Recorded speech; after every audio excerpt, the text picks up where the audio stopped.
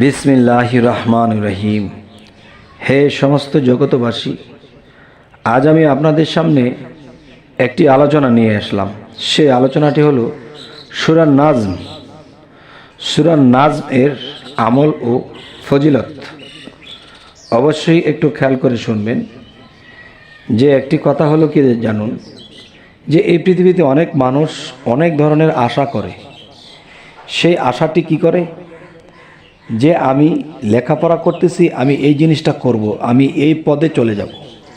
বা কেউ আশা করে আমি একটা মিল ফ্যাক্টরি করব, বিজনেস নিয়ে পড়ালেখা করব।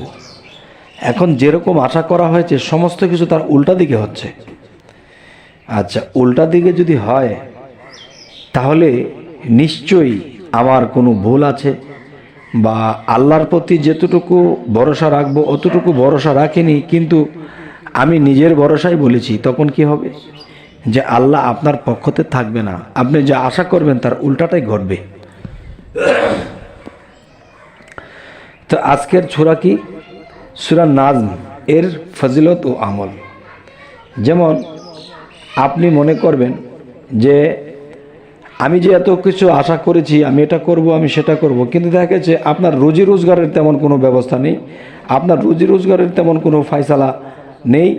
যা যেরকম ধরনের রুজি রোজগার হলে আপনি ভালো কিছু ইনকাম করবেন, এরপর আপনার মনের আশা পূর্ণ করবেন, কিন্তু এরকমও কোনো পথ নেই, বুদ্ধি নেই। তাই আমি এরকম লোকের জন্য আজকে এই আলোচনাটি এনেছি। সূরা নাজম, এই সূরা 21 বার পাঠ করলে রুজি রোজগার বৃদ্ধি পাবে এবং মনোবাসনা পূর্ণ হবে। আপনি এমন কিছু মনোবাসনা করেছেন যা পূর্ণ হবার নয়, কিন্তু দেখুন সূরা নাজমের আমল ও ফজিলতের কারণে এই সূরাটি 21 বার পাঠ করলে রুজি রোজগার তো বৃদ্ধি পাবেই, ইনশাল্লাহ আপনি খুব তাড়াতাড়ি ধনী হয়ে যাবেন। আর যদি এই কথা মিথ্যা হয় তাহলে আল্লাহর কোরআন কি মিথ্যা হতে পারে? নাউজুবিল্লাহ। আল্লাহ সত্য, আল্লাহর কোরআন সত্য। এখন আমরা যদি সত্য হয়ে যাই তাহলে সবই সত্য। এবং আরেকটি কথা হলো যে হরিণের পাতলা চামড়ায় লিখিয়া তাবিজ রূপে গলায় বাঁধিলে সকলের উপর প্রাধান্য লাভ করবেন। যেমন আপনি সমাজে চলেন, আপনি ফ্যামিলিতে চলেন, ব্যবসার প্রতিষ্ঠানে চলেন, চাকরি প্রতিষ্ঠানে চলেন, কিন্তু কেউ আপনাকে সম্মান দেয় না, কেউ আপনাকে সম্মান দেয় না।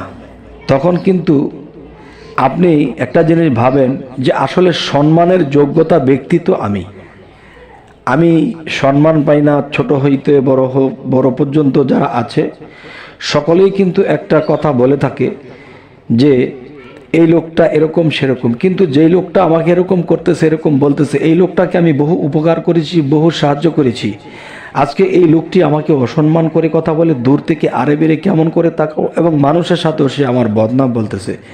আর আমার সামনে আসলে তার চাহনি, তার যে কোহনির ভাব সম্পূর্ণই আলাদা। তখন মনে বড় দুঃখ লাগে যে মানুষের উপকার করেছি, আজকে এই আমার হাল। তাই আমি বলবো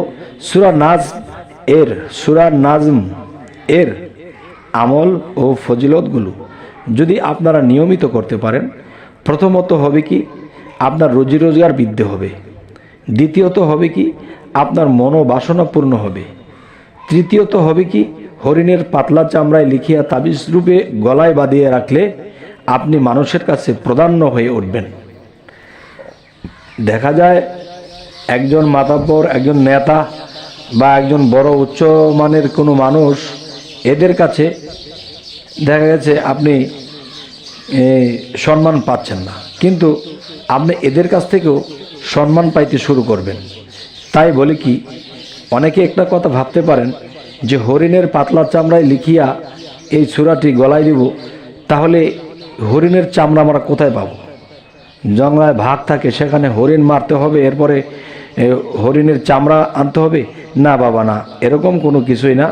কোথায় পাবেন দেখেন, হাটে বাজারে তো আছেই, তার মধ্যে ঢাকা শহরে যারা বসবাস করেন দেখবেন গাছগাছরা কবিরাজি দোকান আছে, বহু ধরনের গাছগাছরা বিক্রি করে, শুকনা গাছগাছরা, এই দোকানে যাবেন, গিয়ে যখন বলবেন যে আমাকে হরিণের পাতলা চামড়া দিন, হয়তো কোনো দোকানে 300 টাকা নিতে পারে, কোনো দোকানে 500 টাকা নিতে পারে।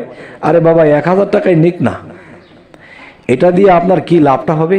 হরিণের পাতলা চামড়ায় লিখিয়া তাবিজ রূপে গলায় বাঁধিলে আপনি সকলের কাছে প্রধান ব্যক্তি হয়ে যাবেন ইনশাআল্লাহ।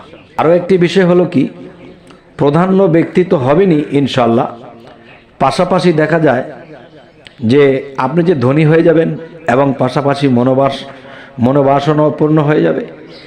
তবে একটি কথা আমাকে দিতে হবে ভাই, সেটি হলো কি, যে আপনি এই আমলগুলো সূরা নাজমের আমল ও ফজিলত করার পরে আপনি যখন ধনী হয়ে যাবেন এবং মনোবাসনা পূর্ণ হবে এবং মানুষের কাছে প্রাধান্য হয়ে যাবেন, তখন কিন্তু বাবা একটা কাজ করতে হবে, তখন কিন্তু ভাই একটা কাজ করতে হবে। সেটি হলো কি, যে গরিব মিসকিন এতিমদেরকে দেখে দেখে যারা একেবারে অসহায় খবর নিয়ে নেবেন, এদেরকে কিছু কাপড় চোপড় দিবেন, এদেরকে 4টা খাইয়ে দিবেন, মাথায় হাত বুলিয়ে দিবেন। ইনশাল্লাহ আপনি যে আমল করেছেন, আপনি যে লাভবান হচ্ছেন, আরও হবেন ইনশাল্লাহ। তবে হে সমস্ত জগতবাসী, আমাদের এই চ্যানেলের আলোচনা যদি আপনাদের ভালো লাগে তো অবশ্যই সাবস্ক্রাইব করে রাখবেন এবং পরবর্তীতে আপনারা কী ধরনের আলোচনা চাইছেন অবশ্য তা জানাবেন। সকলে ভালো থাকবেন। আল্লাহ হাফিজ।